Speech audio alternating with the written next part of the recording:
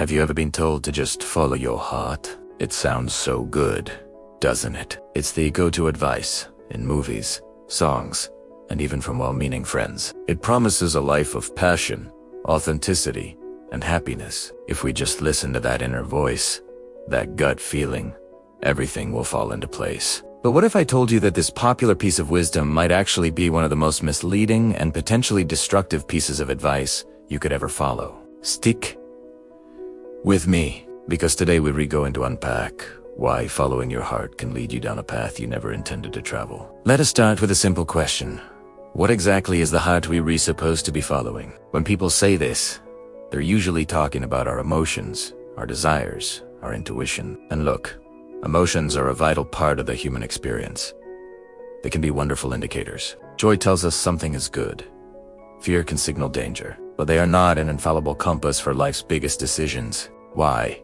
Because our feelings are incredibly fickle. They change with the weather, with how much sleep we got, with whether we've had our morning coffee. One day, your heart might tell you to quit your stable job to become a professional kazoo player because it feels exciting. The next day, after a dose of reality, your heart might be filled with panic and regret. Relying solely on these fluctuating feelings to navigate your life is like trying to sail the ocean using a flag instead of a compass. The flag will show you which way the wind is blowing right now, but it won't tell you where you actually need to go. Think about it in practical terms. Your heart might fall head over heels for someone who is charming but consistently unreliable and treats you poorly. Following your heart in that moment could lead to a relationship full of pain and instability. Your heart might tell you to spend all your money on an extravagant vacation because you deserve it, leaving you with no savings for an actual emergency. Your heart might tell you to avoid a difficult but necessary conversation with a loved one because it feels uncomfortable, allowing a small issue to grow into a massive, relationship-ending problem. In each of these cases, the heart's desire is immediate gratification, avoiding discomfort, and chasing a fleeting feeling. It doesn't have a long-term plan. It's not concerned with consequences. It's concerned with how it feels right now. This isn't a new idea. Ancient wisdom has been cautioning us about this for thousands of years. The book of Proverbs in the Bible, chapter 3, verse 5, puts it this way: "Trust in the Lord with all your heart, and lean not on your own understanding." This verse isn't just a religious platitude. It's profound psychological and practical advice. Let's break down that second part. Lean not on your own understanding. What is our own understanding? It's our limited perspective. It's our gut feelings, our biases, our emotional reactions, in other words, our heart. The verse suggests that relying solely on this internal, subjective compass is unreliable. It's like leaning on something that isn't stable.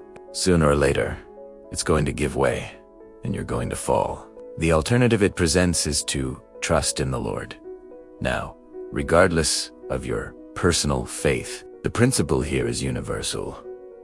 Instead of relying on our own fluctuating and often selfish desires, we should anchor ourselves to something greater, something more stable and true. For a person of faith, this means anchoring to God's wisdom, character, and promises, which are seen as unchanging and perfect. For someone who isn't religious, this could mean anchoring to a set of deeply held principles, proven ethical standards, or a time-tested moral code. It's about having a true north that exists outside of your own emotional whims. It's about building your life on a solid rock foundation, rather than the shifting sands of your feelings. Let's imagine you're facing a major life decision. The follow your heart method says to check in with your feelings.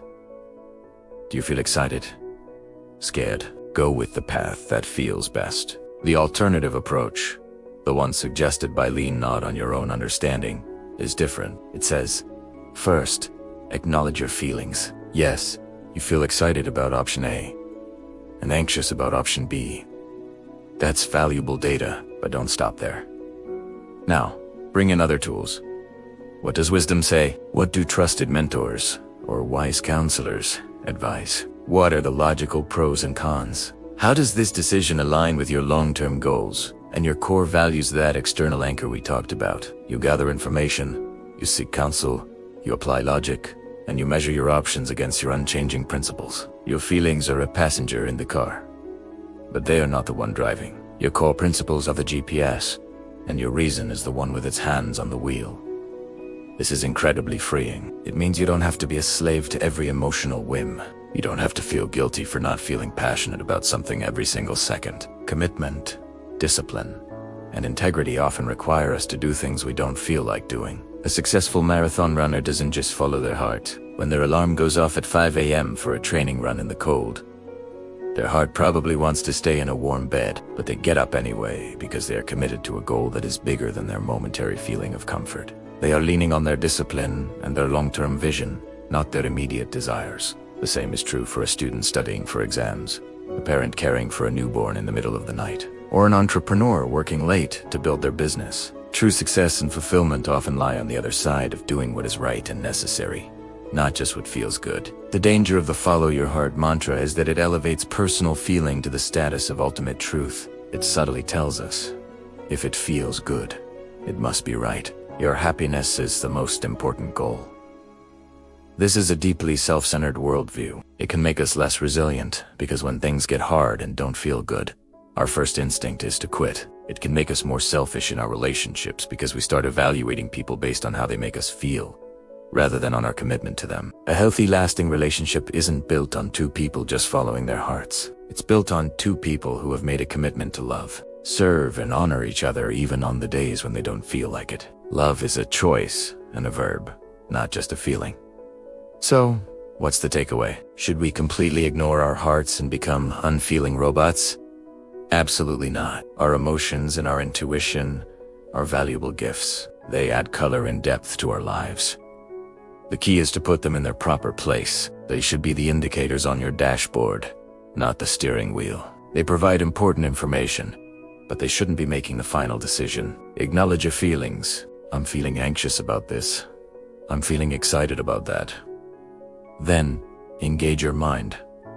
What are the facts? What is the wise thing to do?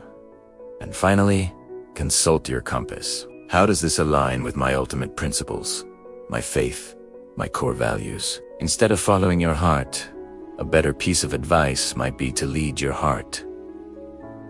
You are the leader. Your heart, with all its wild and wonderful emotions, is something you are responsible for guiding, directing, and stewarding. Lead it toward what is true, what is good, and what is right, even when it's difficult. Don't let it be tossed around by every passing wave of emotion. Anchor it to something solid, something trustworthy and unchanging. When you do that, you're not just setting yourself up for a fleeting moment of happiness, but for a lifetime of deep, meaningful, and resilient purpose. You're building a life not on the shifting sands of feelings, but on the solid rock of wisdom, and that is a foundation that can withstand any storm. Thanks so much for watching. If this video gave you a new perspective, I do love it. If you'd hit that like button and subscribe for more content that challenges the way we think. What's the best or worst advice you've ever received? Let me know in the comments below. See you in the next one.